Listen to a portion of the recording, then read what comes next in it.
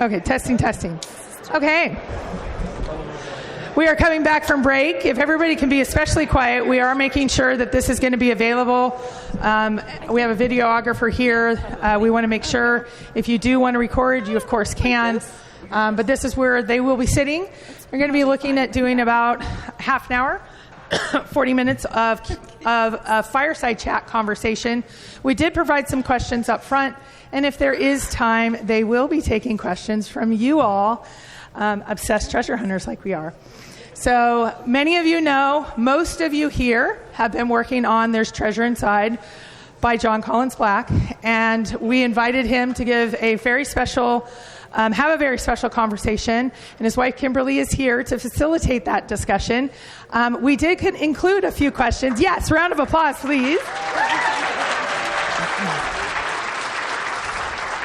We did include as an option, not very intrusive questions, just some questions of maybe what Kimberly is experienced as well, because we know so many of your spouses are here. Some of your plus ones are here and treasure hunters with you. Some of your plus ones are out shopping, and we know what that's like.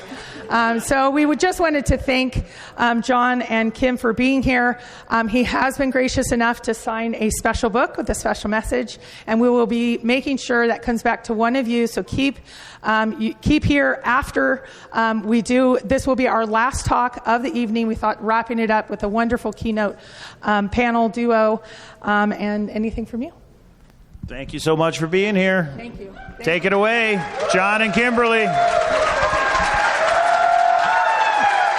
Oh, wow.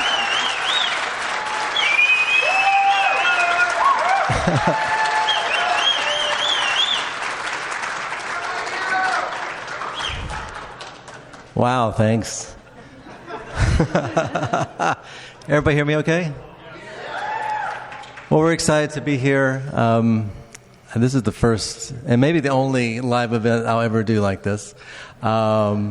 But after a lot of persuasion, a lot of asking, and I thought it would be a good time to do it. And I was really excited to have my wife, Kimberly, join.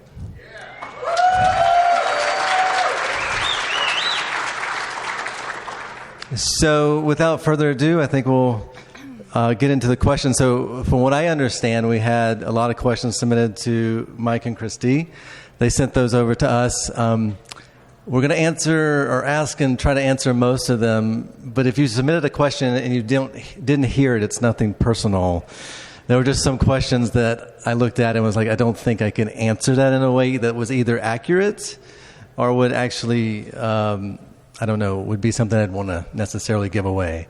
So we'll do that. And then if we have more time at the end, we're happy to take live questions. So if you didn't hear your question, you want to ask it again, you grab the mic and just ask it away. So you want to get started? Okay, great. Can you hear me okay with the mic? Yeah? Okay. The first question is it important to you that the solves are accepted by the community? Is it important that this... I don't know what that means. I think I like if that means that everyone's going to be happy when the treasures are found, and they're going to sit down and judge how I did. I'm probably going to fail that one. I think though that no matter what you do, if you design a treasure hunt, it's impossible to please everyone. And, we have our expectations. I certainly had my expectations when I was searching for Forrest Finn's treasure.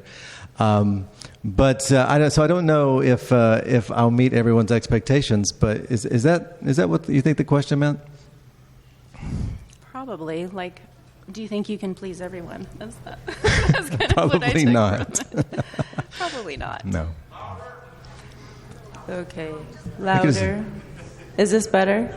Okay. Great. Are you ready for the next question? I am ready. Okay. Are there any clues in your other social media platforms, such as YouTube videos, etc.? No. Okay. No, I mean, nothing personal. I mean, obviously, like, I'm sure people watch other videos I've done, and you get to know how I think, and you can probably, like, extrapolate from there, but no purposeful clues have been put anywhere by me. Okay. How do you know if someone was 100 or 200 feet away from your treasure? Was that through direct emails or social media sharing? Well, certain solves in certain areas have filtered their way down to me, and I know where I hid the treasures. So it's not very difficult to extrapolate, how close someone might have been. So I can just, Google Maps is all I need. So that's the answer to that one. Okay. The next question is, why did you change your name from Collins to Collins-Black? I have a problem with this because your name was never Collins. Do you want to answer that question? Or you want me to answer that question? You changed it from Comer I did. to Collins-Black, and I changed mine also. All right. So we're going to get into this, okay? So there's a couple of things. In a life before this, I was a musician, and I had a stage name, and my stage name was Jon Collins. And the reason I picked Collins was it was a lot easier to pronounce than Comer, which I could never pronounce. So I always pronounced it Comer, and people would be like Colmer. I'm like, no, Comer. Colmer? No. And so this would go on, and I just wasn't fond of it. And then you weren't fond of your last name either, were you? No, I wasn't fond of my maiden name, and so we decided we should just create a new. It was an family artistic name. choice. It was an artistic choice because Yes. we said we're going to start a family. We're going to have kids, hopefully, which we did. Yeah. And this would be a chance when we get married and have kids to have whatever name we want, right? Exactly. So we kind of played around with the idea for like 6 months or so. Yeah, I think we were coming out of a movie theater. I don't remember which one. And there was a character. Her name was like Victoria Black or Veronica Black or something Black. And I was like, that's such a cool name, And then I was like, two white people can't have a last name Black. It's like Black. So then we said, how about Collins well, Black? How about, we just started toying around with it. And then we just kind of like joked, like that was going to be our name, Collins Black. And then eventually it was like, oh yeah, we should just do that. Yeah, it kind of grew on us. So that was the reason. It was a completely artistic choice. All right, let's see. Next question is, other than your book and the one clue in Unbreakable Thread, which is also your book, All right. is there any other place we should be looking for clues? Is that what it says? Any other place? Yeah. Oh, okay. No, not really. I think that's all you need. Okay. I know that disappoints people, right? You want there to be more. But it narrows it down. It narrows it down. Did you consider geocache locations in the areas that you put your treasures? No. Is there a lot of geocachers here? Yeah, that was something I was peripherally familiar with before doing this, but I wasn't a geocache searcher myself, so I didn't know exactly how it worked. So I didn't really include that in my mind when I was putting this together. Okay. There have been some geocaches found by searchers looking for my treasures, though, so accidentally. Little bonus. Mm-hmm. Is any trail or area closed since you hid the treasures? Right now? I told John that there was like a question in here. I read them before so I could print them out. And I was like, I feel like there's a question that you could, like, it is so super general. So I'm going to try to narrow it down, right? Like they Well, must I mean, I think I did say that there was some like natural disasters that took place this year that affected one of the boxes. So it's probably safe to say that access was slowed down by Mother Nature for a little while. Not any longer. But if it's more like, is a trail or something been closed down by humans or authorities, then no, nothing like that. Okay. Next question. When you name distance in miles, is that how the crow flies or by foot? Oh. You guys aren't going to like my answer. I don't think you're going to like any of my answers, really, but both. There's times where it's times where it's the crow flies, and there's time where it's by foot. That's a sucky answer, isn't it? You don't like that answer, but that's the truth. Yeah. Are you going to tell them which clues? No. Or which? No. Nice try. She's advocating on your behalf now. Yes. I actually do think he owes you guys more clues. How long after you know a treasure has been found will you reveal the solve and announce to the public? If I have the knowledge, I'll right away. I can't think of any reason why I would not do so. I've set up a system whereby people can remain anonymous. So if you find one of the treasures or more than one of the treasures, you don't have to tell me who you are. I don't need you to, and we don't have to allow the world to know. But I do want to let the world know, my intentions, even if you found it some other way by your own deduction that wasn't intended. I want to let people know what I intended so that they have some sort of closure. And I don't see a reason I couldn't do that. Within a couple of days, I would probably want to gather my thoughts and write up a well thought out explanation. But as soon as I wrote that up, I would let everyone know. Sounds good. Other creators of treasure hunts have very heavy interaction with the community, from social interactions to friendships, meetups, etc. And why have you decided not to do this?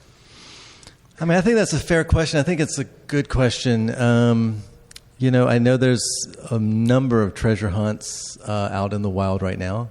And I think each of them has their own personality that's formulated by the person who created them. And I don't think there's any right way to do it or any wrong way to do it. But I think it's important maybe to understand that before I even started the process, I spent several months just kind of thinking about how I can make this my own. How I can make what if I'm going to do this thing, how do I want to do this thing? What would be important to me? What if I was on the other end and someone else was doing something? What would I hope for them to do? And so what I wanted to do, and what I still hope that happens, is to create something that's really not about me. I really appreciate, and it's very flattering to have people show up and clap and want to talk to me and act like I'm important or something like that. Of course, it makes me feel great, and I would love to interact with everyone all the time on some level, but that would really be about me and not about what I created. And so for me, this was in the spirit of, I don't know the best analogy. There's not any perfect analogy, but whether it's a pirate's treasure, you wouldn't get to know the pirate because the pirate would probably be dead 200 years ago, right? Or the Goonies treasure, or something that Indiana Jones was looking for. These are the things that inspired me, and probably other treasure hunters, creators, and a lot of people in this room. But for me, a hunt or a treasure is going to grow on its own and become its own thing. The reason I spent so much time and energy and money trying to get really cool items for the treasures is I wanted those things to live on, in people's imagination. And I think that our imaginations are much more powerful than anything anyone can create. I don't know if anybody likes horror movies, but the best horror movies, in my opinion, are the ones that don't show you a whole lot. They just make you think about what might happen, and you drive yourself crazy, waiting for that thing to happen that might or may not happen. But that's the same thing about what I wanted to create here. Was something that it wasn't about me, it was about the treasure. And it's also why I don't mind, if the treasures are found all this year, that's okay. But I also don't mind if this takes a while, because the longer it takes, the more it will grow in people's imagination. And that will make it more exciting, and that will get more people interested, and that will be more invigorating. And that's really why it is. I don't want to be the center of this at all. I do, obviously, the reason I do interviews, the reason I'm here is that I want to let people know more about it and what I created so people can have the opportunity to be a part of it. But beyond that, I really want it to be about the treasure hunt and the treasure itself and the mystique and the excitement of that, and allow everyone here to write the story. You know, I created the book, I created the treasure hunt, but now you're writing the story, and some of you may write the ending. And I don't know what that's going to look like, and I'm going to go for the ride along with everyone else, but I don't want to be the person, you know, driving the bus anymore, because I want everyone else to drive the bus together and find out what happens.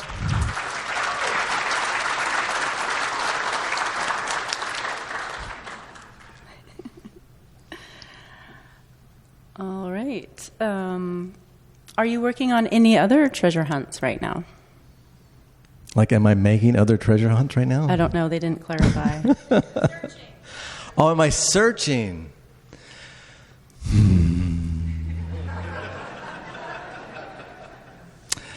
I'll say this. I know people who are searching for treasures that haven't been created by me. And if they ask my opinion, I might share my opinion and my 2 cents. But that's about the truth of it. Okay. How close does one need to be to see the treasure box container when in the correct area? There's 5. There's 5. There's always 5. Yeah, I mean, pretty close. Yeah. Pretty close. How close is pretty close? How good is your eyesight? Pretty close. I mean, one of the ways, yeah, pretty close. Let's just leave it at that. Close. You need to be close. Like this? Probably, close. Okay. Yeah. All right. Next question. Have you ensured that passersby don't find one of your boxes? Well, I just put them in places I don't think passersby would go by. A lot of the reconnaissance I did was to ensure that people would not accidentally stumble across it. I mean, it's within the realm of possibility. There's never a 0% chance, but yeah, I just put them where people don't naturally go. Okay.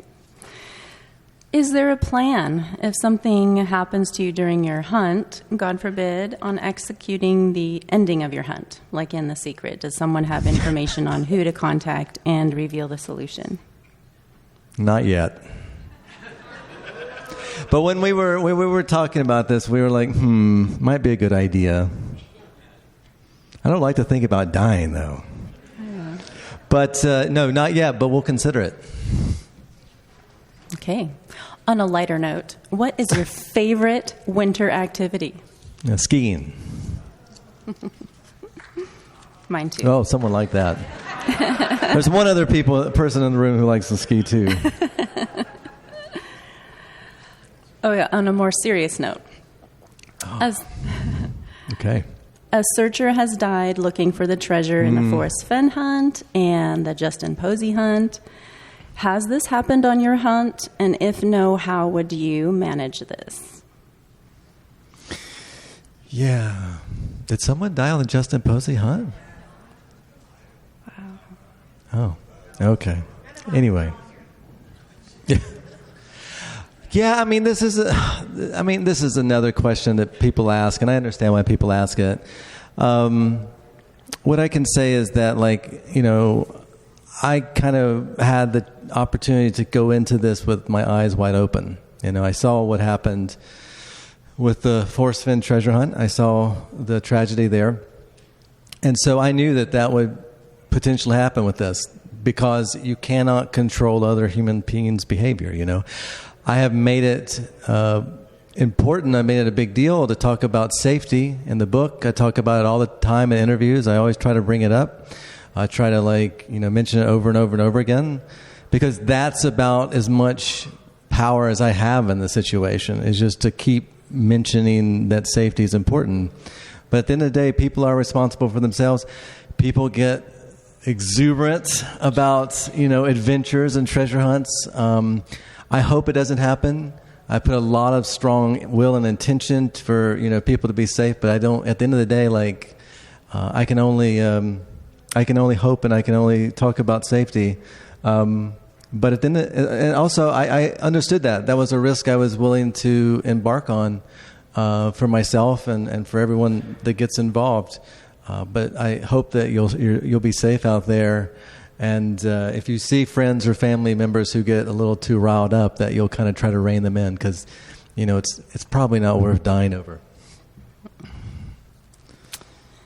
Right. That was kind of dark. I know. Right after the skiing one, that was kind of. Yeah. Go back to skiing. We should organize these a little bit. Yeah, maybe. This is more of a neutral. Okay. Is there any special meaning to the containers that the boxes are hidden in, or are they just for weather protection only? Yeah, there's no special meaning for me. I put a lot of time and effort into trying to protect the boxes. So insofar as that question asks about that, it's really about protection. Okay. Can you grid search any box reasonably in a day? Well, how close are you when you start grid searching? You guys are going to hate my answers, but I don't know. Sure, certainly, if you follow certain clues that get you within, a good area. Like if you were in an area the size of this conference room, you should be able to do that in a day, right? Yeah. So it just really depends on how close you get. Do you have a way to prove that the box location has not changed? I'm not sure if they mean all of the boxes. Yeah, so, there might be technology out there that I'm not aware of. I thought about putting a tracker on the boxes. The best trackers in the world that I could find lasted 2 years. So I was like, that doesn't really do a whole lot, because then after 2 years, they don't work. There are military-grade trackers that were as large or larger than the boxes I was hiding that last for 10 years. But I was like, I'm not going to tote that around and try to keep people from noticing that out in the wild. So at the end of the day, I was just stuck with trying to incentivize people to let me know. But no, I don't really have a way to know if anything's been moved. Okay. If you were to guess, will a box be found this year in 2026? What do you guys think? And then there was one lady over here who was like, no.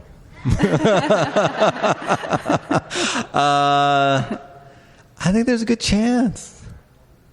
But I think it depends on how...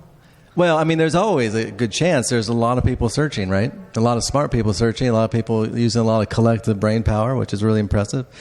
But if we just go on this last year to think about, okay, if only the people that searched last year searched again this year, I guess, yeah, I think there's a good chance something could be found.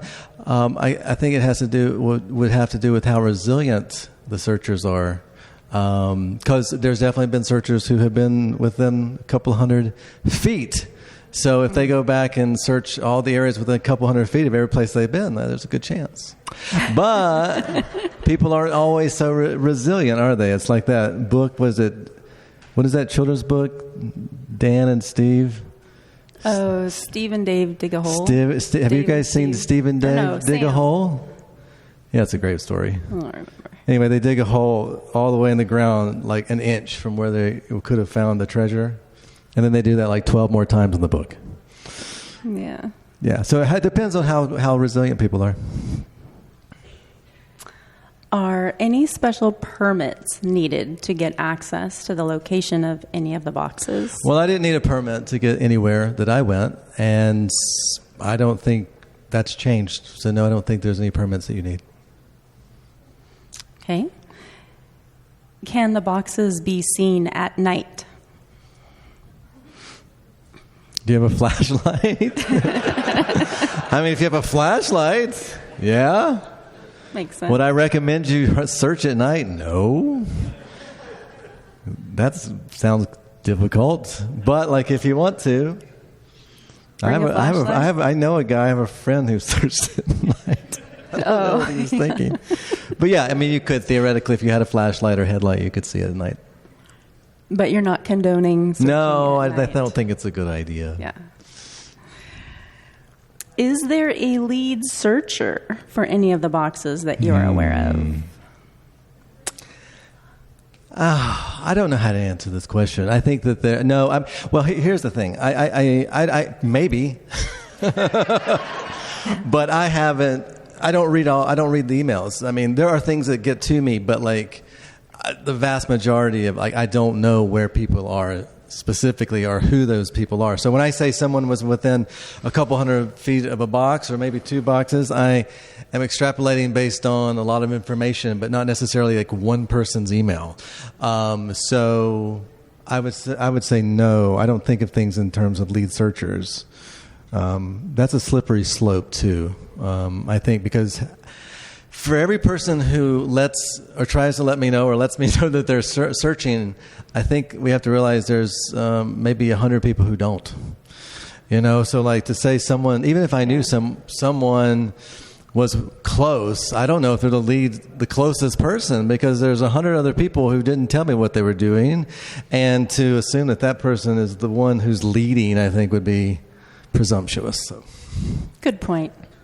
Thank you. I was going to ask you if there was a lead searcher, if they're here in the room. Well, I wouldn't be able to say if that was the case. Are any websites in play for clues? That's a little bit similar to the other. No. Okay. What has given you the most joy in this entire experience? Yeah, I think most people in this room probably heard me answer this question one way or the other, but it's just seeing the response, like it's seeing people having a good time, and enjoying themselves. I really love when I get emails about people with their kids, or I get emails from kids, or emails about, I've been spending more time with my spouse. I've been reconnecting with my best friends. My public relations people sometimes forward me, really cool stories that people share. Not about where they were. It doesn't really matter. It's about the experiences they're having, And I think there's people in this room that have made lots of friendships and important relationships, and that's what brings me joy, is just to see people excited. When I released this, I wasn't sure, how much of it would be positive, how much of it would be negative, and people, what people's reactions were. I've been really amazed at how overwhelmingly positive it's been. Really very, very little negative. And that's a testament to the people in this room. Is a testament to the people involved in this adventure. I don't want to get on a soapbox about it, but there's a lot of people stressed out in the world and this country about a lot of different things, and it's just great to see people just excited and happy to do something. And if I could just create that for a few people, then that's more than worth it for me. Cool.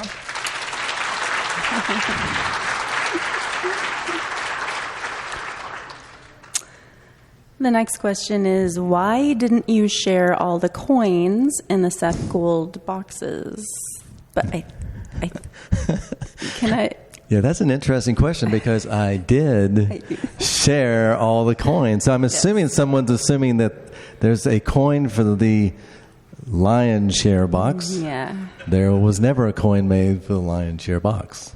There's only 4 coins that were ever made. There were only 4 that I ever asked Seth to make, and those are in the book, right? They're all in the book. Yeah.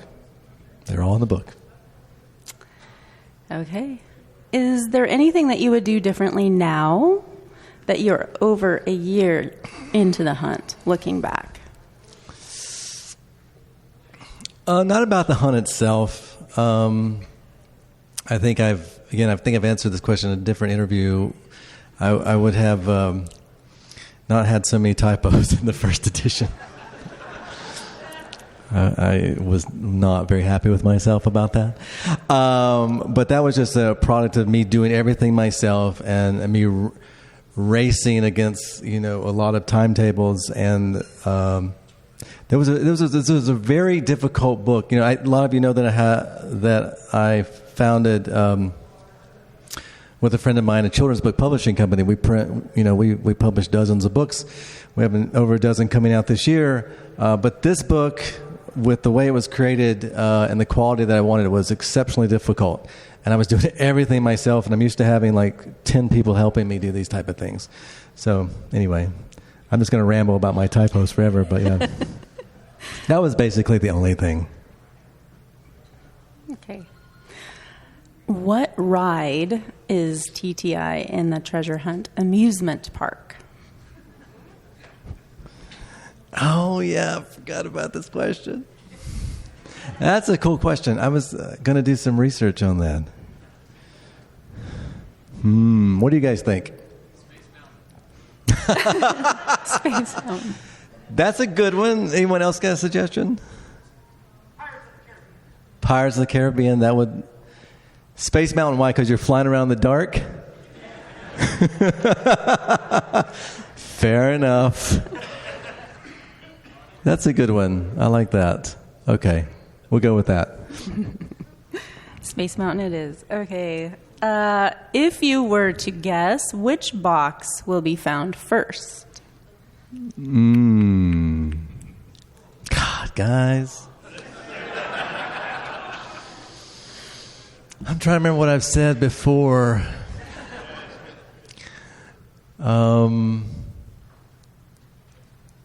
Probably the ones that I know have people gotten the closest to. Yeah. But I would love for you guys to prove me wrong. Do they know which ones? I don't remember. Those are? Do you guys know? Did I say? Appalachian Trail. That's right. Okay, I did say that. Right. Yeah, so probably those. Maybe. Who knows? Expect surprises. Let's see. How many clues are in the book for the lion's share? Over 50. Yep. It's a lot. You didn't even know that. You didn't know that. No, I didn't know how many. Yeah. I don't even try to look for the clues. Would locals have an advantage to where the box is located? Meaning, would local lore help? No, but I bet when some of them are found, locals are going to be shocked at how close they were to some of their hangout places, where people go, camping or have a campfire or something. I think some locals might be surprised. Yeah. But no, you don't need to know. There's nothing I put in that you need to have local knowledge that only locals would have that would give them an advantage. Not intentionally, anyway. Okay. Before we move on to the questions on the individual boxes, I had a question that I wanted you to answer, in general, about the treasure hunt. I want to know how you felt when our son Aiden first learned that you hid the treasures across the country, and he was so ticked off at you because he's sure that someone is going to find them before he's old enough to get a car and go look for them himself. I feel so bad for him. Our 7-year-old son is hoping nobody finds this for another 10 years, right? Yeah, he gets upset every time I bring the book out or he sees it and we're talking about it, right? He gets really mad. Yeah. Yeah, it's good for him, though. Yeah. Oh. Yeah, some of you guys could take him out with you if you wanted to. I guess he'd probably go. Oh, I'm sure he would go. I think it's hilarious.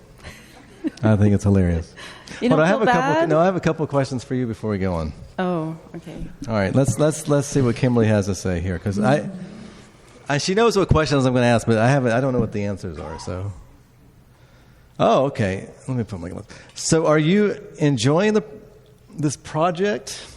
This project that your husband has done with this book? Of course. Yes. I've enjoyed. I mean, it's been a long project, like much longer than anybody, As far as putting it together, you mean like the 5 years? Yeah, the 5 years that it took, right? When you were getting all the items and getting to see them and learn about them and hold them, that was super cool. And you got to wear them. I got to wear some of them out to dinner. That's right. Yeah. And then like helping you pick out the paper of the book. We spent like, I don't know how many different papers there were for us to choose from. And is that a thing? Yeah. Oh, okay. You had all these like different shades of white.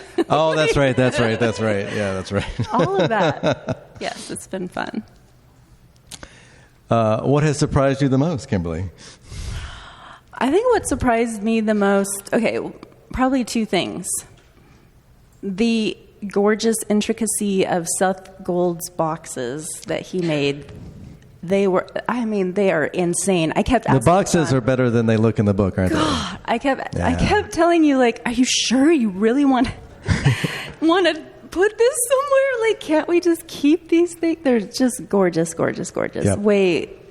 They really exceeded my expectations. They were beautiful. Yep. And the other thing that surprised me was how well the book did to reach bestseller on Amazon, and they sold out. That was crazy. That was like awesome. Yeah, I was ill prepared. Yeah. A publisher ill prepared for success. That was cool. Yeah, that was really cool. Yeah. Okay. Let's see here. Have you read the book, and what are your thoughts? Yes, I have read the book many times. From many different versions and revisions, and tried to catch some of those. I've caught some of the typos. Not all of them, apparently. Not enough. Yes, I've read it many times, and I really like it. I think you did a great job. It's very eloquent, well thought out. I love the storytelling. I think my favorite parts are the true stories, of real people like Wilma Rudolph and the Nigerian soccer team, and overcoming, all of the hardships and obstacles. Oh no, like I cried on those chapters. I really like the stories a lot. Probably what people are asking is, what do you think, like where the treasures are or something? Every question. I have no idea, but I do like the book. Oh, well, is there any item that I put in the treasure box that you would have loved to have? Yes. The Egyptian snake bracelet. Yeah. That was really cool. I wore that out on a couple date nights. It's like 2,000 years old, but it still works today. It's very so cool. It's very modern in its own way. So cool. Yeah. And the brooch, Jackie Onassis's brooch, that's so beautiful. Yeah. Those are my favorite. Oh, John said you have an annual fun puzzle weekend. I think they're the gaming weekend, right? The gaming weekend. With your friends. What's that like? We'd like to hear more. Oh, okay. It's really fun. Yeah. So we just had one. We just had one, actually. I mean, originally it started with John and some of his friends would go up, run to cabin, the Big Bear or something like that, for a weekend, a 3-day weekend. And they would just bring food and sleeping bags and board games and role-playing games, and they would just crash on the couch on the floor and just play games for 3 days straight, morning and night. And so that's how it started out. And then when we got our house, the one that we're living in now, we weren't living in it at first. And so John was like, well, why don't we just use the empty house that we have instead of go up?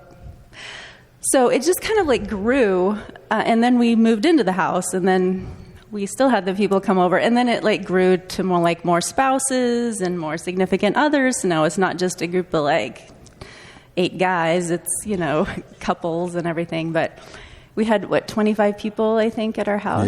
Yeah, and most of them, or a lot of them, slept over and sleeping bags and mattresses, and it's really fun. We just have like different tables set up. We have 3 or 4 different tables of games. And Kimberly likes to create her own escape room adventures. So like we do like the dinner, and this last time it was breaking into a vault, right? The heist of the century. The heist of the escape century. Room. With real cash prizes. With real cash prizes, and I 3D printed a vault for the end. Yeah. It was really fun. Yeah, so each year, I'm not really much of a gamer. I mean, my big game this time was dominoes. I love. Well, the next question is, are you into Dungeons and Dragons? Well, I'll answer that now. No, I'm not. I like dominoes and Yahtzee and stuff like that. So. All right. Thank you, Kimberly. Yeah, thank you. Well, we have... Oh, okay. No, I was just, interrupting. Oh, okay. Because there's more questions. These are about the individual boxes, These are now right? specifically about the individual boxes. How are we doing on time, by the way? What time is it? Yeah. They're like, hurry up! Okay. I want to ask my own questions. We got a thumbs up. We're okay on time. We're good. Okay. All right, cool. So let's see. These questions are for the past and future box. Oh, okay. This was the one was like all caps with lots of exclamation marks. Please answer this. Is this the one that Mike said to me when we were watching? Yes, and it was reiterated to you. So the question is, on bends, special bends and turns, or no special bends and turns? Both fit anagramming.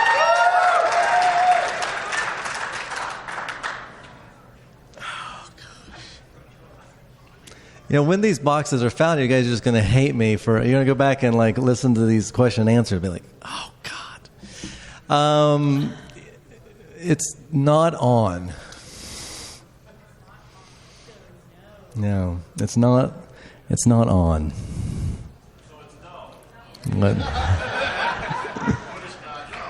Well, let's see. If I answer in the affirmative, it suggests that I know what you're talking about. So I'm just going to say that, like, in lieu of not acting like I know what you're talking about, I'm just going to say it's not on. I didn't do that. I don't know what that is. Fair enough? All right.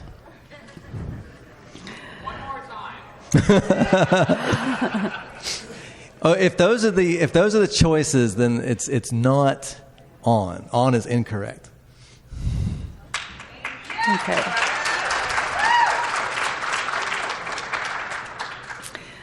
All right. You gave updates on how close people were to the other boxes, but not past and future.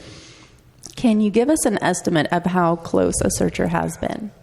I don't know. I don't know on that one. Yeah, I don't know. I can't really give you an estimate because I don't know.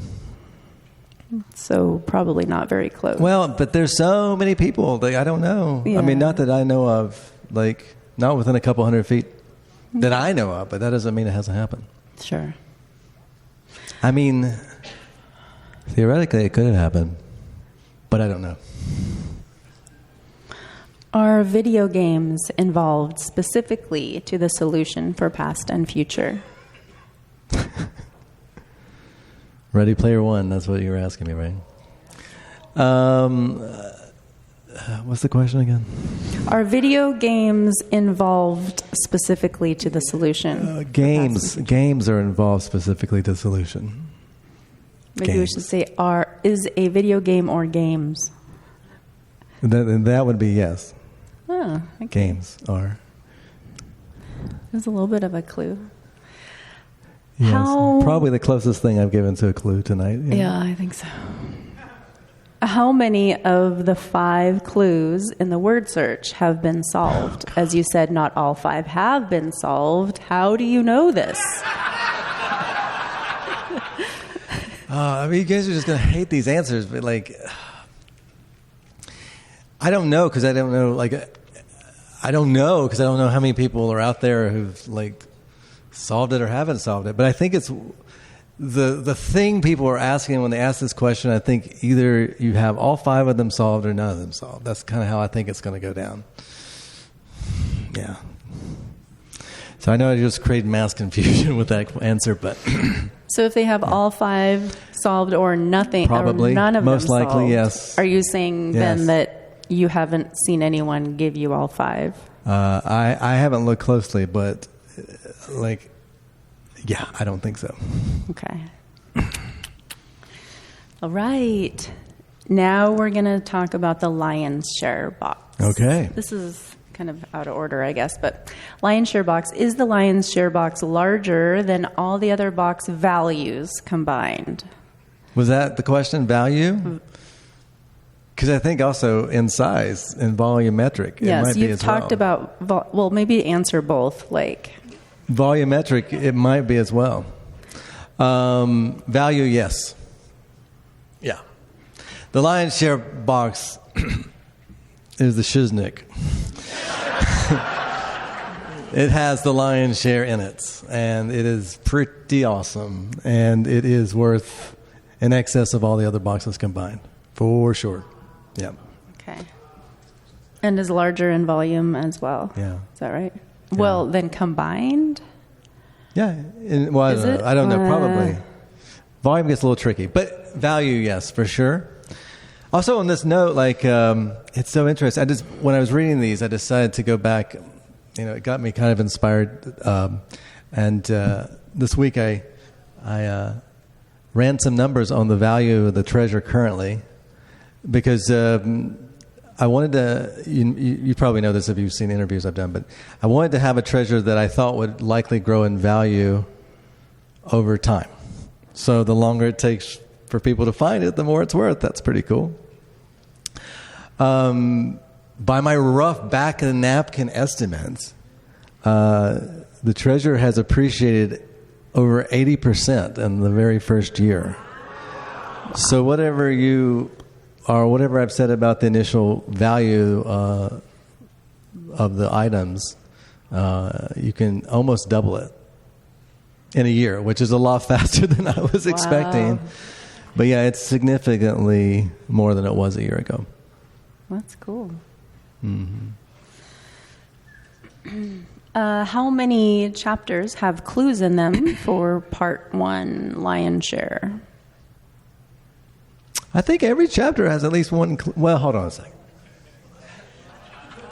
Just might as well assume that every chapter every chapter in part 1 has a clue for the lion's share treasure. And if there's a chapter that doesn't for some reason, because I'm forgetting, it doesn't matter. If you're making the assumption that every chapter does, I think you're doing good. So every chapter, or almost every chapter? I think so, yeah. Okay. I think my intention was to put at least one clue in every chapter. I think that's what I did. Okay. Yeah. For the Pokemon box, is Froakie pointing his hand important to the solve? Is Froakie pointing his hand? Oh, no. He's doing something. I mean, there is a Pokemon pointing in that chapter, but I'm not sure Froakie's pointing his hand. I have to go back and look at that and see. So it has no significance then? Okay. The image of Froakie has no significance in that chapter, other than just kind of coloring your imagination for that wacky adventure. Okay. So for the Forest Fen box, is there an elevation beyond 5,000 and 10,200 feet that you can give us to help us refine our solves? What were those? 5,000 feet and 10,200 feet. Because that's what Forrest said, right? Yeah. Okay. I'll give you guys something. So for the Forest Fen box, it's between 5,000 and 10,200 feet. In honor of Forest Fen, I will give you that late-breaking information. Heard today for the very first time. I did not put it above 10,200 feet or below 5,000 feet. Okay. Who knows? It might be like right, almost dab in the middle of those two, for all I know. If the poem is all we need, is there anything helpful in the rest of the chapter? And if yes, what? That's funny. What are the clues in that chapter? I feel like every question just should be that question. Because that's the question behind every question, isn't it? I think I say in the chapter that the only thing you need is the poem. And that just take me literally.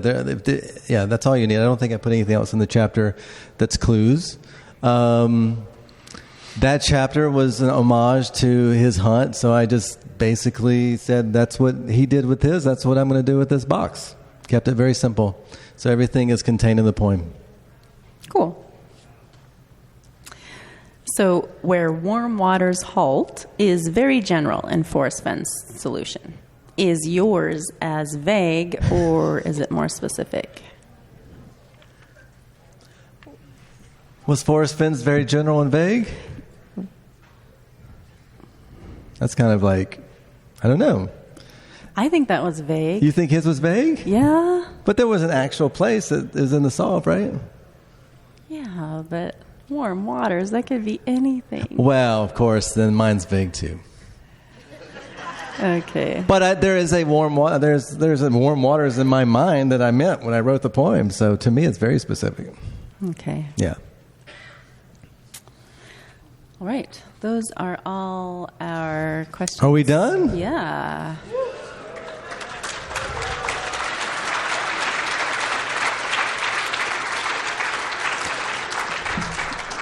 Did we do okay?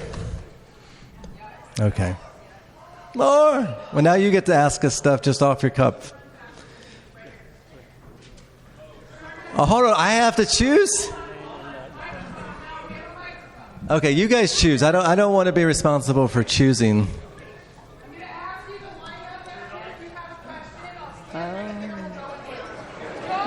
Line up.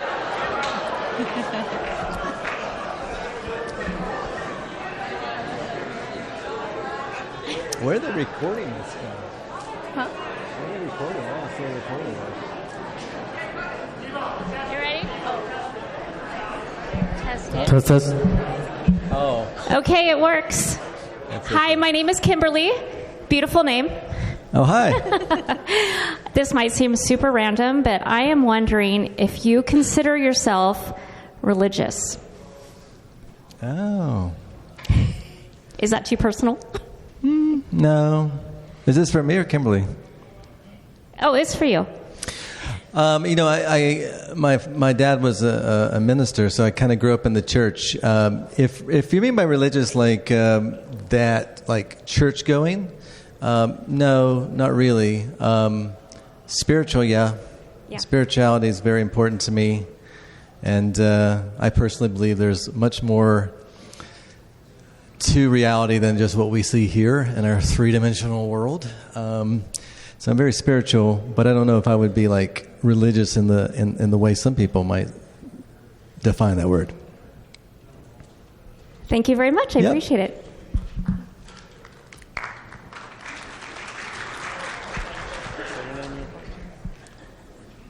Hello, John. Hi.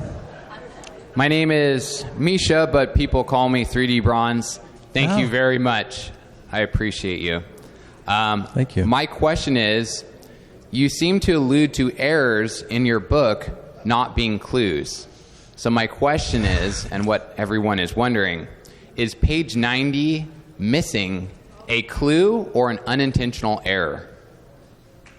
Yeah. That was not an unintentional error. Thank you.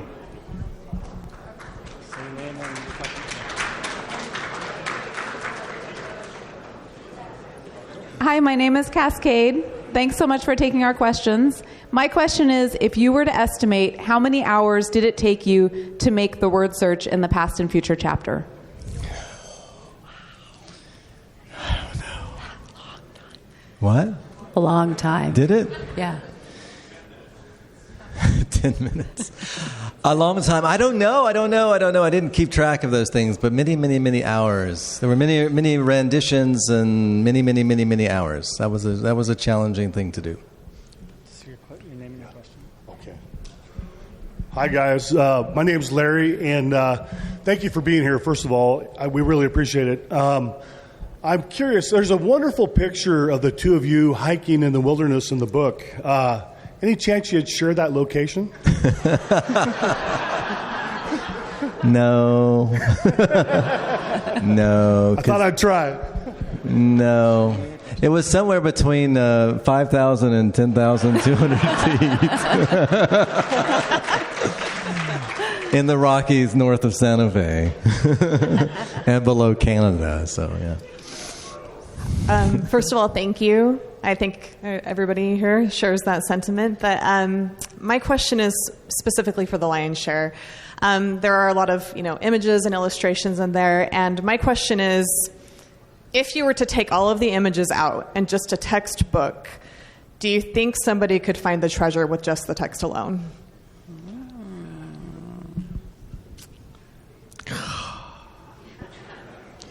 I don't know.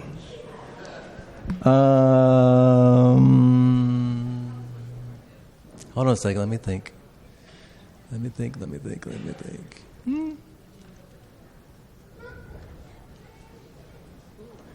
Oh. It would be harder, for sure. It'd be much more. It would be difficult, but maybe not impossible. I just hesitate because I wish I had. I'd have to go and study the whole clue list. But yeah, it'd be harder. Hi, John. Hi. Hi, Kimberly. Hi. Did you know the exact hiding spot before you received the boxes from Seth? Well, I received the boxes over a period of... It took him a year and a half to complete everything, so I received the boxes over a 6 to 8 month period, if I remember correctly. In that time, I was also trying to figure out where I was going to potentially... or narrow down places that I thought that I would want to potentially hide the boxes. So I don't remember exactly, but it was a fluid process. Probably for some of them, yes. Probably for others, no. But none of the boxes I knew the exact place it would be until I actually went and did, reconnaissance. Except for maybe one of them, I knew exactly where it was going to be. But for the other ones, I had to do a lot of reconnaissance. So it was a fluid situation. Okay. Thank you. Yep.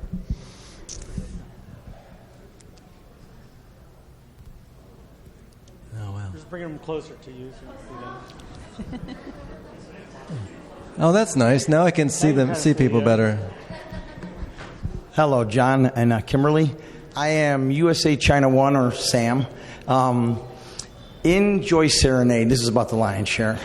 It says, use will straight edge as a turning square, or any arc may align at a proper point. It's kind of apparent as the poem goes on that we can choose our own path, and X leads the way, or follow the shimmering circles of gold. Are there any other arcs that would get us where we need to be? Oh, you're kind of going deep. I don't want to say not right off the top of my head. Okay. Yeah, not off the top of my head. All right. Thank you very much, too, for coming. We want both of you to be able to see. Yes, you can't see. That's good. Thanks. I appreciate that. Hey, John. It's a pleasure to meet you. My name is Art. I am the face from Froggy's Dungeons & Dragons campaign. Oh, nice. And I would first love to cordially invite you to play with us sometime. But secondly, I have a really hard-pressing question for this community. In a hot dog eating contest between competitors like Chad Bird, Jam, and Froggy, who do you think the winner of this competition might be? Do you like hot dogs? Hold on, Jam, Chad Bird, I need you to stand up. I need John to be able to size you up.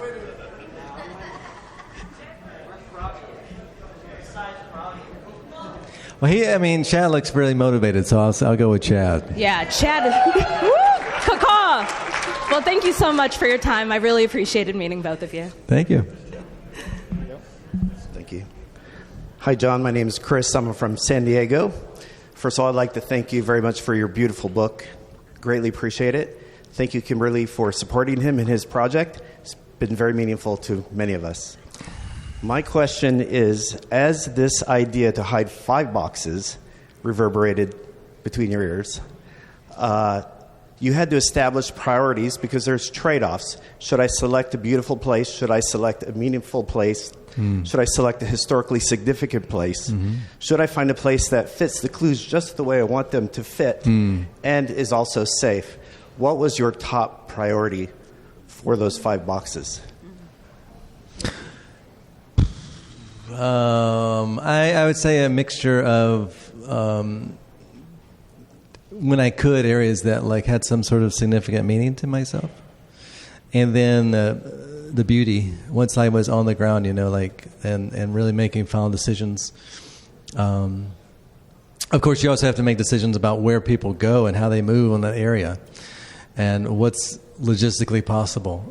But with none of that consideration, I was like things that meant something to me, and like kind of some sort of like overarching kind of like relationship between where the boxes are hidden. So, a great question though. And thank you for your answer. Yeah. Hi, my name is Maddie. Hi, Maddie. This whole notebook is dedicated to just solving the past and future box. Oh, cool. Hundreds of pages. My Nice. question for you is, are there more substitution ciphers to solve than just the cryptogram? Are there more substitution? What's a substitution cipher? Well, like, G equals H, or, a Caesar cipher, where you shift 1 over, or even like A equals 1, B equals 2. Yeah. Yeah, I don't think that I did that. Yeah, no, I don't think. I think that I had a word search, so you need to search for words. And I had a cryptogram that you need to uncode or decode, and that was it. Juicy. I love it. Thank All you. right. Hi, John. I'm Pinocchio. Hi, Pinocchio. From Michigan. I've got a question from my son and one from myself. Can I ask 2? Sure. My son would like to know, what are your top 3 favorite Pokemon? I should have my son here actually answering this question, because my son knows more about Pokemon than I do, honestly. Well, I have to go with the Charizard, and then I don't know, Mewtwo, and then I guess I have an affinity for Froakie since I used that in the book. What was your question? My question is, if someone was traveling from out of state, what's the minimum amount of time that they should budget, assuming they can figure out your clues? What's the minimum amount of time that you think somebody could possibly speed run a solve to one of your boxes? Speed run? I guess, I don't know. If you were on target, you could, find a box in a couple hours. But when you say going from a different, I'm assuming that you're starting where, Starting from in-state, yeah. You're in the right starting from state. wherever you parked, right? You probably wouldn't need more than a couple hours. Great. Thank you. I guess you could speed run it faster than that if you knew exactly where you're going. Thank you. Thank you, Pinocchio. Hey, John. Hey, Kimberly. Nice to meet you. Appreciate you coming out. Thank you, Cowlazars, for putting everything together. Looking forward to the book signing, too. That'll be awesome. Kind of 1 and 2 questions. You've mentioned that there's red herrings in the book before in video interviews, and you've mentioned that in the AT box, for example, past and future, Forrest Fenn, you just need those solves. So for AT, it's the map. For past and future, it's a cipher, right? So you get the idea. So my question is, are there red herrings, like, Buffalo, cough, cough, in the Pokemon box? And do you just need the fictitious tale when you go off with Froakie, or is the first half where you talk about New Orleans and Pokemon Go relevant? There's no red herrings in the Pokemon chapter. Okay. At all. In the first half of it, On the Pokemon chapter, there's no red herrings. Okay. If I said red herring, I think that was in the very first interview I ever did. And I think there's one thing in the book, but it's not that important. But anyway, there's nothing in there for like the Pokemon. And then is the first half relevant? Like you said, you only need the map for the AT box, the poem for Forrest Fenn. Is it kind of the same thing with the Pokemon box? No, the whole chapter. Okay, perfect. Thank you. Yeah.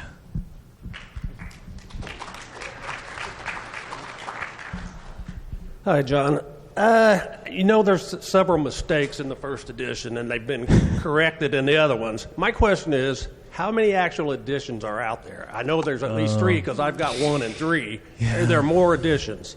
There are. It's either 4 or 5. What happened was, the reason there's so many editions is like every time you do a new printing, it's a new edition, or if there's a change, right? And it was really chaotic in the beginning because I had 50,000 copies printed, and then they sold out in 3 weeks. And so I had to have 3 printers, 2 in Canada and 1 in China, all working on this. So that they were all 3 different editions happening at the exact same time. And then I had to have some additional ones because I didn't ever want to run out again. So there were 4 or 5 total editions. Okay, thank you. Mm-hmm. Hello. Due to circumstances beyond my control, I am less boots on the ground and more tush at the computer.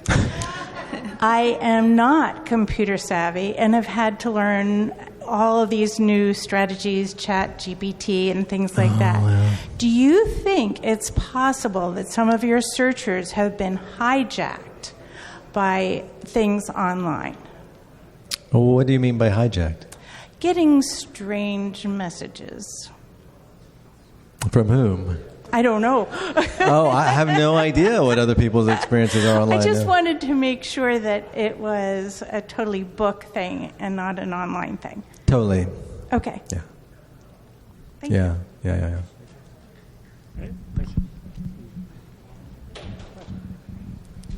So first, thank you to you and your wife for doing this. We appreciate it, and thank you for the wonderful book. My question is around public places, and you said that the treasure was left in a public space. Now, a lot of treasure hunters may or may not know that these public spaces may actually be privately owned if you dig deep enough. The easement that you talked about, is that an easement that allows a private property to be lent out to the public, or is that you have to cross something as a easement?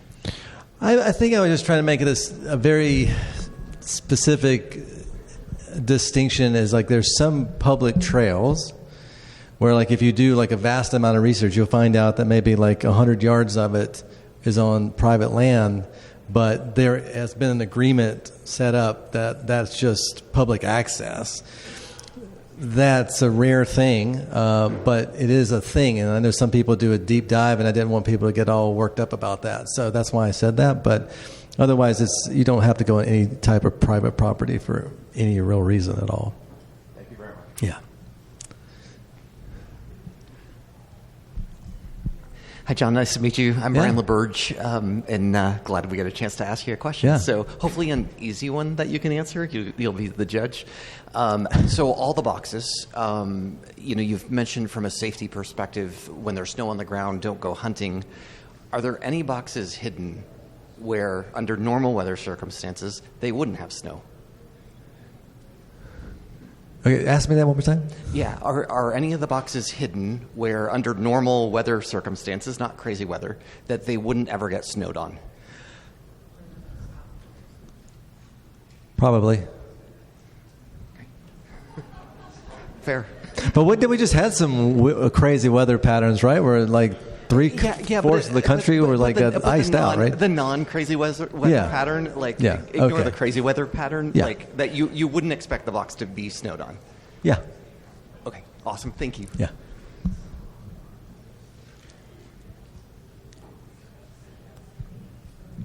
Hi, thank you both for being here. I have a very specific question. Does one of the clues have relevance to a gun scope like reticule sight, like a sighting scope, or its thread-like crosshairs?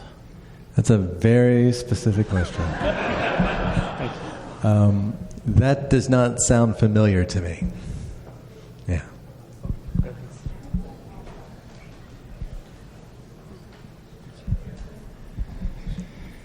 Hey, John. Hi.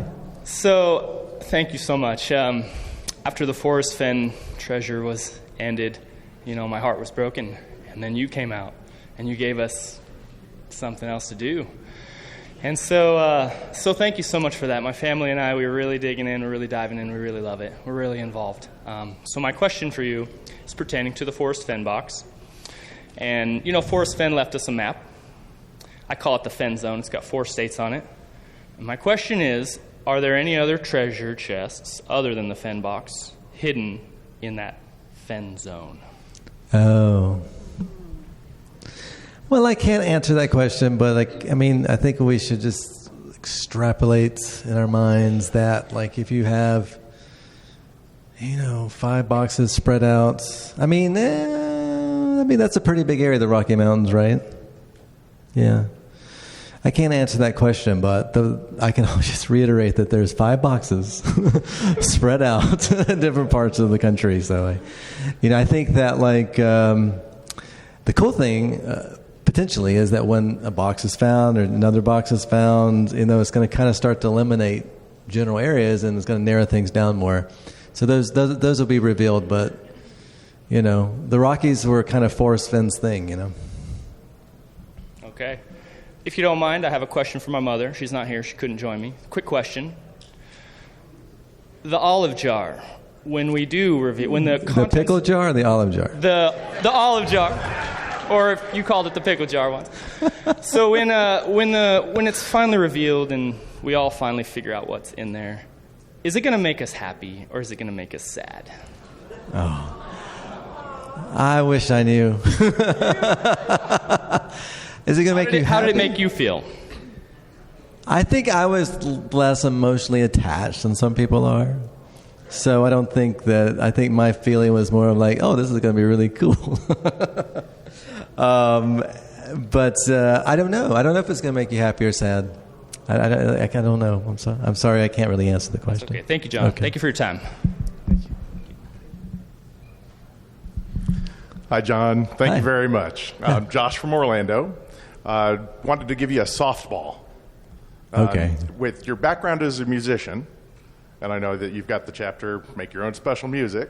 Yeah. I was just curious what you would say if you had to pick one song to best represent or sum up what this hunt is. Oh, this is a hard one. What would that song be? See, now, if you put that on a list, I could have had some time to think about it, but I don't know. What do you think?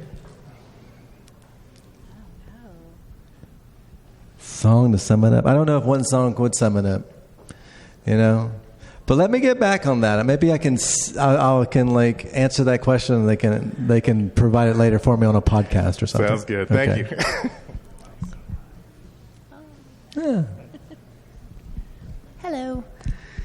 You've stated that the photo in the Pokemon chapter is a location you visited hiding the box. Is Yes. this a single photo, or are there other images, items, or locations added in making it a collage with multiple things you can find, not all in the exact same spot location depicted by the picture? Okay, I'm not exactly sure everything you asked. Go ahead. What? I think she's saying, was it just like a single scene? Yeah. Right? Or is it like a whole bunch of scenes overlaid on top of each other? Oh, it was one single picture. Okay. Taken by my camera. And then obviously, I did some things to it. But it was one single picture. There aren't multiple pictures laid on top from my camera. Okay. Yeah. But you didn't add any items into the picture. Oh, I'm not saying that. Okay. I'm not saying that. But it was a picture on my camera. Okay. Or my phone. All right. Thank you. Yeah. My question actually has a preliminary question. At risk of making myself look like an idiot here, you have said that nobody's discovered the 5 clues for the Past and Future box. If I were to make a guess at the 5 clues in a public setting, and at least 4 or 5 of them were correct, would you confirm that a large number of them are correct? No. No, I don't confirm anything unless the treasure's been found. I mean, I think this whole 5 clues about the word search is throwing people for a loop, and I can understand why. I think I know why too. But yeah. Let's see what you say. I believe the 5 clues are the hidden message, the no special bends and turns, all of the forward words as one group as a clue, all of the backwards words as a group as a clue, all of the diagonal words as a group as a clue, meaning that all 4 of the directions of words are one clue each, and then the message. And you're wanting me to confirm or deny? It'll be out there for everybody. Oh, okay. Well, I can't comment on that, but okay. Thank you for sharing. All right.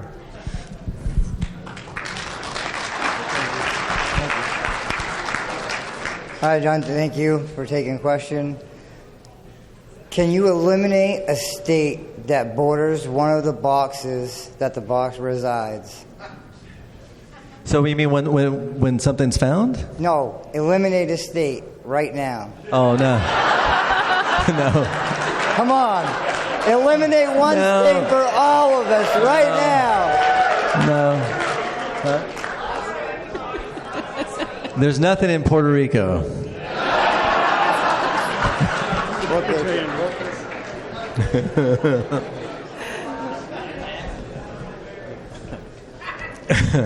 Hi, John. Thanks again for being here. My question also, past and future box. I know we just had a thing about 5 clues, but those 5 clues, could you find the box without knowing all 5 clues, or is it something that needs to be done almost sequentially in order to get there? Oh man, you could find the box without knowing all 5 clues. And those all 5 clues that you guys keep talking about is, yeah. There is a world where there's more than 5 clues, but what does that mean? That, there's a lot of stuff in that word search. So, yeah. Okay. I'm sorry, I can't really say more. No, I appreciate it. Thank you.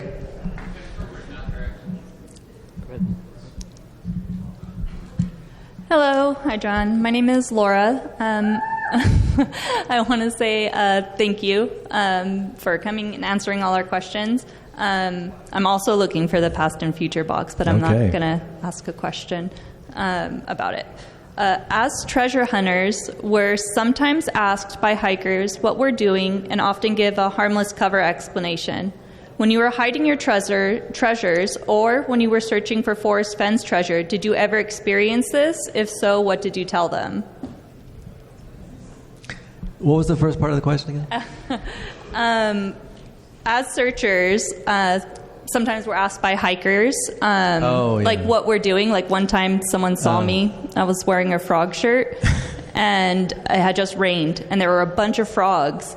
And they were like, what are you doing? I'm coming off the trail. And they're like, what are you doing? And I was like, oh, I'm getting frogs and putting them back in the river. I know. I don't know why I said it. That's great. That's hilarious. I never had that happen. I never had someone ask me what I was doing. I don't know what to say. You don't want to tell them the truth. No, I didn't want them to know because I'm pretty sure I think I know where it is. Oh, I see. You don't want to get them. And it really hurt my feelings that you said I wasn't close. Yeah. So I don't know. I can't really say, but that's a hilarious story. Yeah, thank you. Just so you know, we have about 15 minutes. We'll be stopping the live questions. So okay. Wow, we did pretty good on time. Hi, John. My name is Cynthia. Hi, Cynthia. This is regarding the past and future box. So I'm really sick and tired of working on the word search.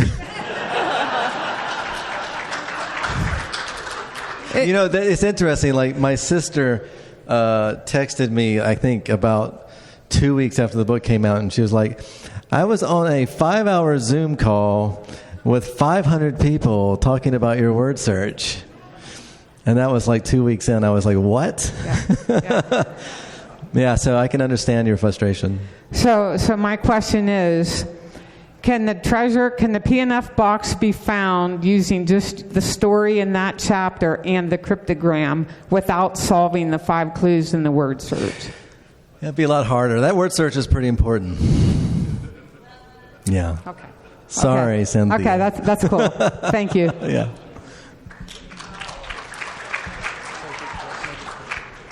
Yes. Hi, how are you doing? Good.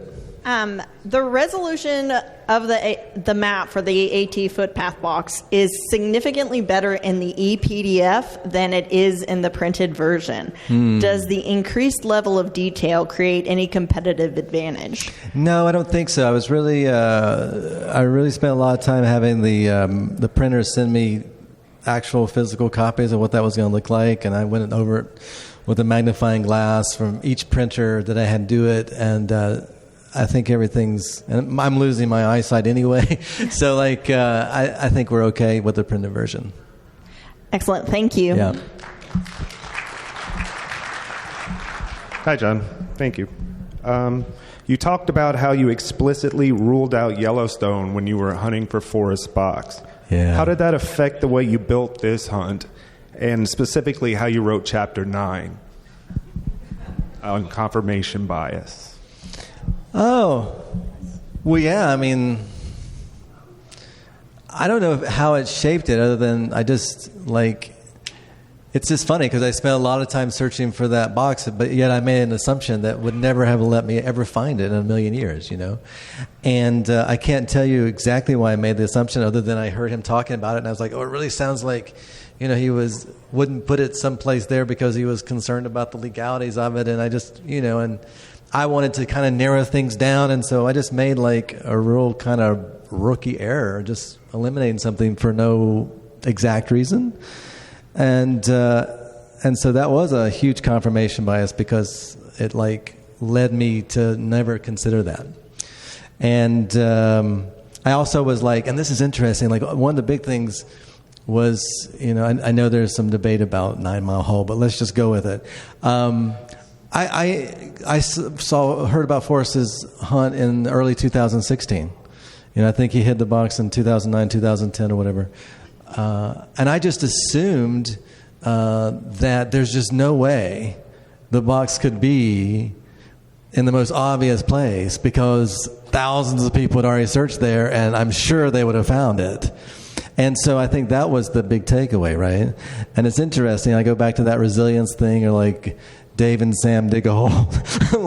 People, just because, people can go to a place and search doesn't mean that's not there. And so, yeah, it was an interesting thing, and I guess there was some confusion about Yellowstone when I brought it up, but I just thought the fair thing was just to let people know my experience, which, I hid the Forrest Fenn box somewhere where I was searching for his box, and I did not search for his box in Yellowstone, and that's why I let people know that.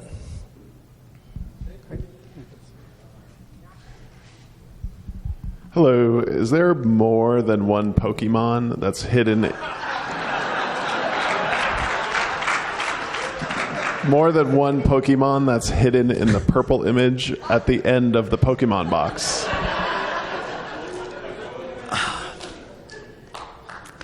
I can't answer that question. I mean, I can't answer the question, not because the question is yes, it's just because it feels like it's a little bit of a slippery slope if I start answering specific questions.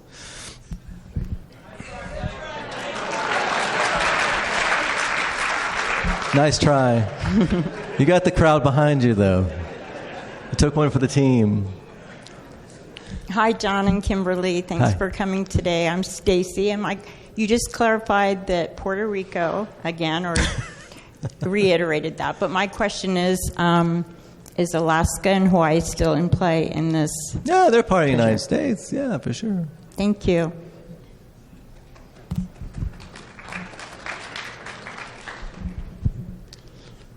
Hi, I'll just keep it quick. Given that some of the treasure items could be susceptible to high humidity, like the Michael Jordan card or the Pokemon cards, Are all of the items actually in the boxes, or are there some proxies inside? There were a couple items that were too big to fit in any reasonable size box. So there's that. But everything that could be in a box, when you talk about humidity, that was another thing I did a lot of research on. So I think they're protected.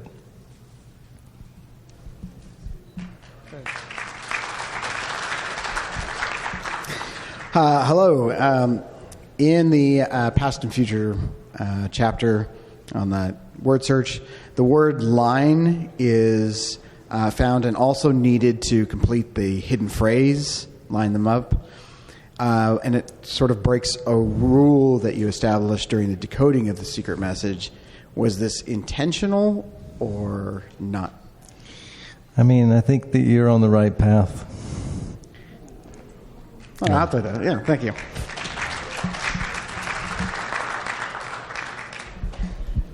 Hey, John. My name is Bruno.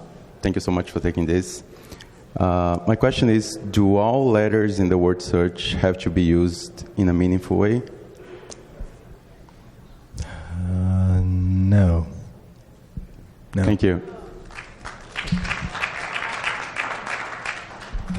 This is not about the word search. Oh, yes!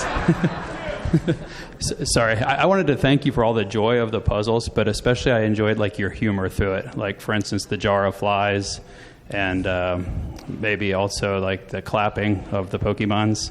It really puts you in this spot. So imagine I've been in those spots. I've gotten all the way to where the Pokemon is standing there pointing. How many boulders do I have to turn over or trees knock down before I'll find it? Like, if I'm literally on the spot where the Pokemon is, am I looking at 10 yards or 50 yards? Yeah. Because some guys tore up a boulder for 50 days. I mean, it feels like if you're standing where the Pokemon is and you go 10 yards in the direction he's pointing, you'll just be in the river. So you're probably not that close.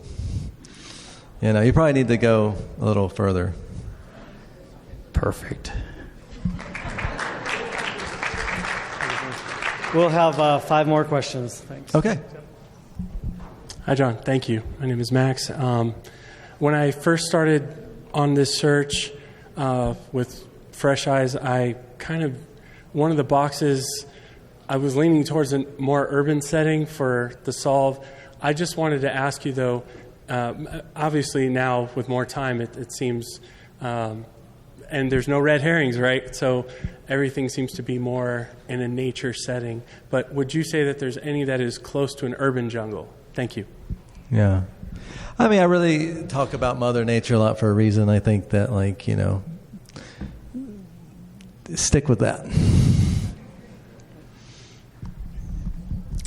So there has to be varying degrees of difficulty in your clues. Would you agree with that?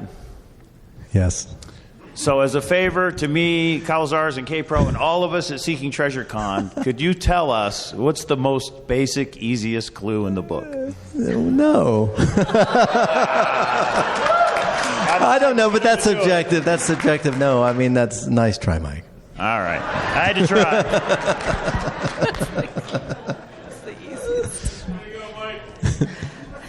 Hi, John. My name is Trish, and I have just a quick question. Do you pronounce the trail Appalachian footpath or Appalachian footpath? And do you think it's important? Appalachian is how I said it growing up, yeah.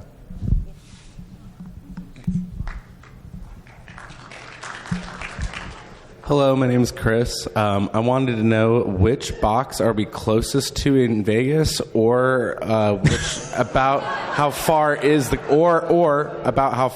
closest box?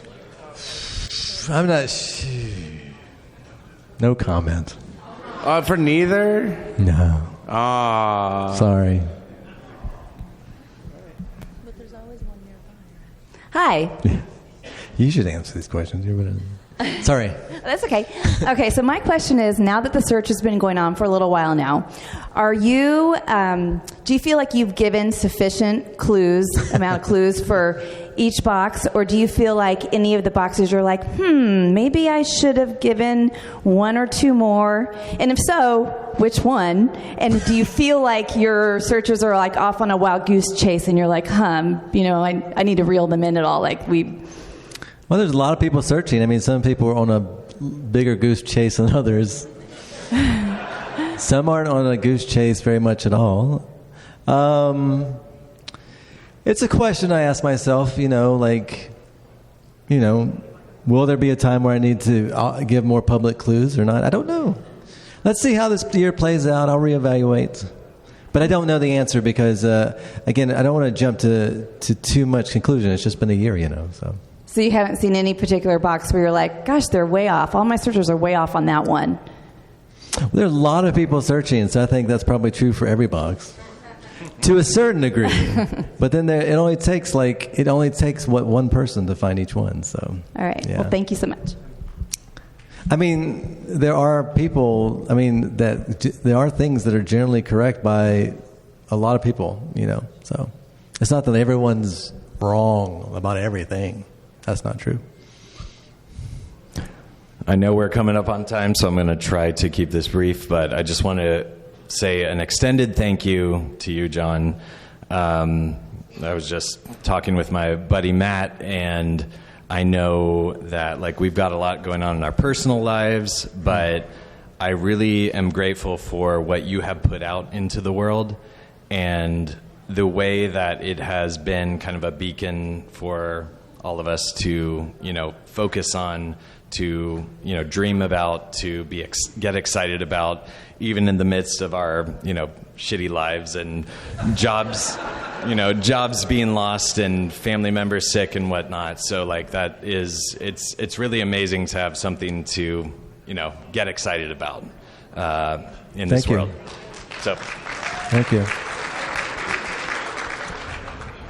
I'm actually, this is not actually about the hunt itself, but I'm curious to know, let's say I find the box, right? You've given instructions for how to open it. You've left it open as far as whether I reach out to you, right? What was your thought process as far as, you could have made it so that, you can't open it unless you contact me first, right? So I'm just curious to know what your thought process was as far as, putting it out into the world, each of the treasures, and, what happens after that. Well, I didn't want anyone destroying a box to try to get inside of it. So that was a big deal. But other than that, I just wanted to create an incentive, for people to contact me so we could have some closure. And then that was pretty much the extent of my thought process. Thank you. Yeah.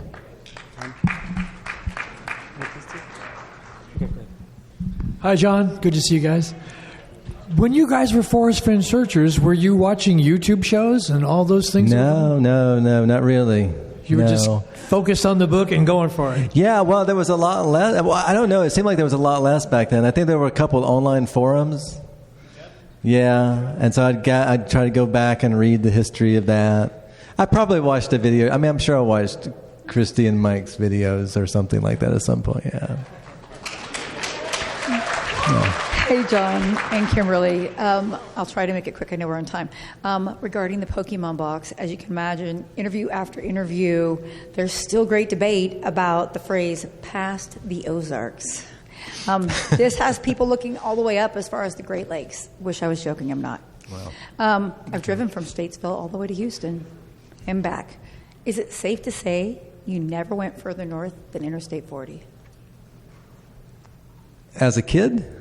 For the Pokemon box hiding. As a kid, on that trip, I think we went north of I-40. But the Pokemon box location was inspired by the experience as a child. So, but I can't say whether the box is north of I-40 or not. All right. Let's hear it for Jon and Kimberly, everybody.